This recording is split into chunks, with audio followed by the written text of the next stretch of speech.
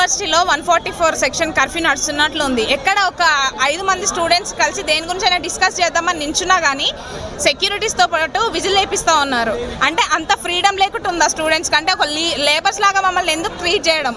అంటే మాకు రైట్స్ ఉన్నాయి, మాట్లాడేదానికి మాకు రైట్స్ ఉన్నాయి, కొన్ని రూల్స్ రెగ్యులేషన్స్ అన్ని మాకున్నాయి. మాట్లాడే రైట్ లేకుండా ఏదైనా మాట్లాడితే ఆపేయండి, ఆగేయండి, నోర్మేయండి, ఇట్లా అన్అఫీషియల్ లాంగ్వేజ్ మాట్లాడుతూ మమ్మల్ని అనడం కరెక్ట్ కాదు. ఇది కూడా ఒక హరాస్మెంట్ కిందే వస్తుంది. కాబట్టి దీన్ని మేము తీవ్రంగా ఖండిస్తున్నాం. అదే కాకుండా అమ్మాయిలతో 6 వరకు హాస్టల్లో ఉండాలి అని అంటే మా కాలేజ్ అయిపోయేసరికి 4:45 అయిపోతుంది. అక్కడ నుంచి హాస్టల్స్కి రీచ్ అయ్యేసరికి 5 అవుతుంది.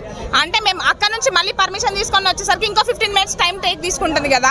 ఈ 45 మినిట్స్లో మేము వెళ్ళి ఏం తెచ్చుకోగలము, ఏం చేయగలము? ఇందులో చాలా మంది ఒకరు ట్యూషన్స్ అని ఉంటారు, కొందరు ఏమో ఇంటర్న్షిప్స్ అని ఉంటారు, కొంచెం కోచింగ్స్ అని ఉంటుంది. మేమందరం ఏమైపోవాలి అంటే ఇంత సడన్గా మీ అంతలో మీరు డెసిషన్ తీసుకుంటారా? అంటే మమ్మల్ని ఏం అడగరా?